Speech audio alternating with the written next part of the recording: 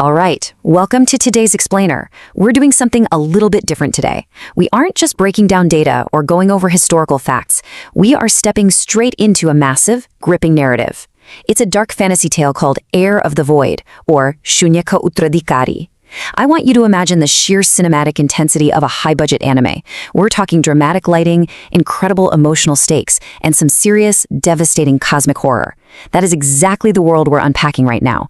We're going to explore the lore, the intense action, and the profound journey of a character who gets pushed way beyond the absolute limits of his world.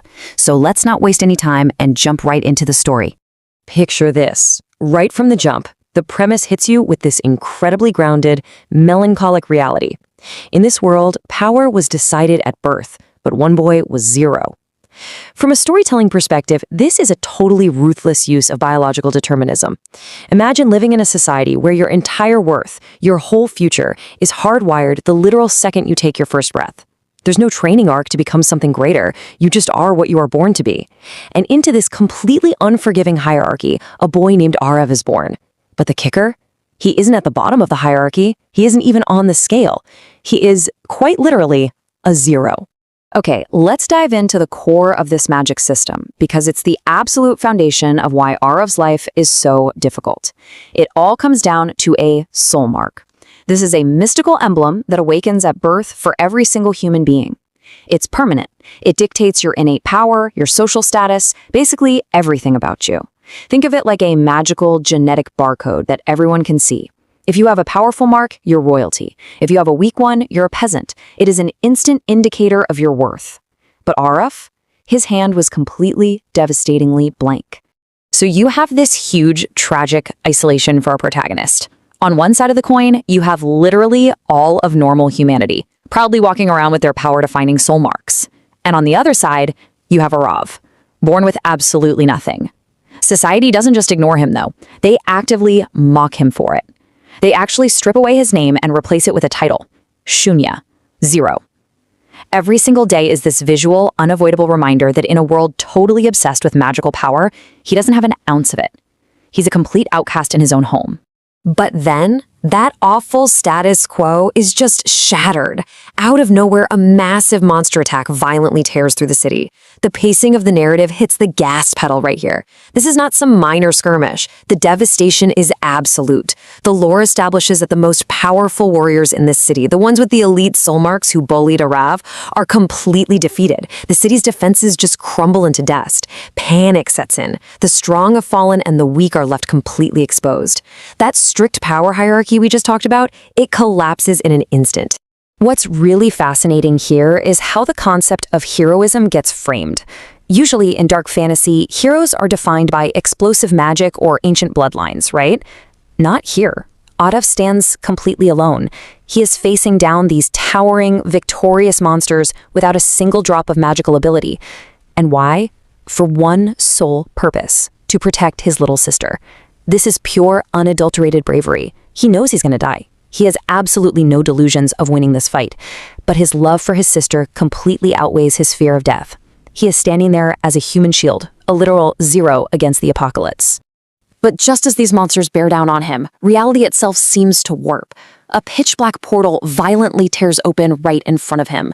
If you're imagining this like an anime, the lighting shifts dramatically right in this moment. The chaotic reds and oranges of the burning city fade out, and they're replaced by this deep, suffocating darkness, bleeding out of a tear in space. It's completely unnatural. It defies the established magic of this world. And from out of this void, a mysterious voice speaks. The voice drops this incredibly heavy ultimatum. Are you ready to fall below 0, or do you want to rise above it? Just think about the sheer psychological weight of that choice. Arav has been told his entire life that he is nothing. Now, some unknown cosmic entity is offering him a way out, but it's a terrifying choice. To fall below 0 implies descending into complete darkness, maybe losing his humanity entirely. But to rise above it, that offers salvation, sure, but at what cost? This voice isn't handing out free gifts. It is demanding a sinister pact. Arav doesn't even hesitate. His response is immediate and totally defiant. I can lose everything, but I will not give up. It's such a powerful moment that really anchors the emotional core of the whole narrative. He has no ego to protect, no societal status to maintain. He literally has nothing to lose except his sister's life.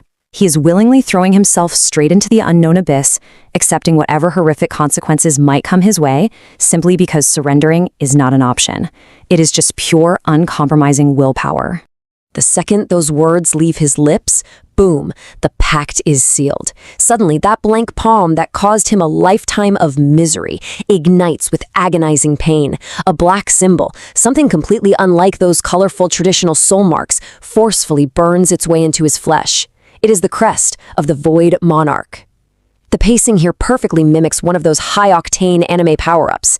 The sheer kinetic energy of the scene explodes as this ancient, dormant power violently bonds with a boy who was previously a complete blank canvas. And then, a sound cuts through all the chaos. Void Monarch system activated. It doesn't sound like a magical whisper, it feels like a universal decree. It's a cold, system-like announcement that fundamentally rewrites the rules of reality around him. The boy who was shunned by the world's magic has just been chosen by something entirely different. Something cold, calculating, and overwhelmingly powerful that operates on a completely different dimension than anything this world has ever seen. And then, time seemingly stops. For a brief, terrifying second, the roar of the monsters, the screaming city, the crackling fires, everything just freezes. The sheer density of the power erupting from Arav brings the whole world to a dead halt. It's the ultimate dramatic pause, the dead calm before an absolute storm of retribution. The counterattack happens in literally a fraction of a heartbeat. First millisecond, Arav's previously ordinary eyes ignite with this piercing, glowing golden light. Second millisecond, pure, destructive black energy violently surges around his body like a storm of dark blades. Third millisecond, the monster, the exact same beast that just slaughtered the city's greatest warriors, is perfectly, effortlessly sliced into two halves in a single, almost invisible strike. It is a blinding display of godlike speed and absolute dominance. So the crucial thing to take away here is the staggering disparity in power. The monster is just dead in an instant. The dust settles, and the survivors are standing there in absolute paralyzed shock. They are staring at the boy they called Shunya, the kid they deemed totally worthless, who just casually executed a threat that brought their whole civilization to its knees. He went from zero power to wielding something that defies human comprehension. He didn't just save them, he completely shattered their entire worldview. But right as the adrenaline is peaking, any sense of triumph is immediately crushed. The Void Monarch system delivers a chilling warning. Warning, you are not of this world. Your real enemy hasn't even awakened yet. This is such a brilliant subversion of the trope. That epic victory we just witnessed, the monster that destroyed the city, it was nothing. Utterly insignificant. The system reveals this horrifying lore twist. Arav's true origins are completely unknown, and a threat vastly more terrifying is still sleeping in the shadows. The scale of the world building just expanded exponentially. And to prove the system's point, the environment itself reacts. The sky literally tears open. Up amidst the clouds, hovering over the ruined city, a giant, terrifying black eye slowly opens. The sheer cosmic roar of this is staggering. The people aren't just dealing with monsters on the ground anymore. They are being watched by an entity that uses the heavens as its canvas.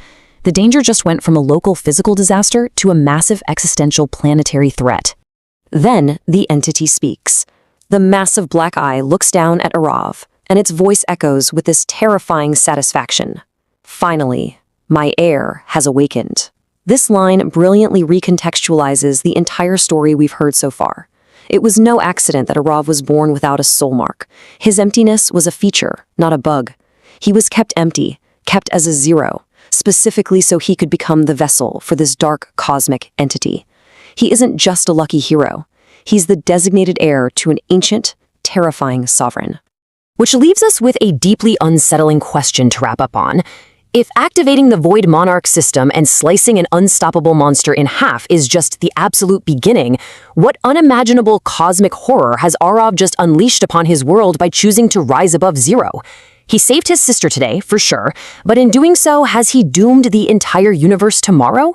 It's a brilliant, haunting conclusion that completely transforms an underdog story into an epic prelude for cosmic dark fantasy.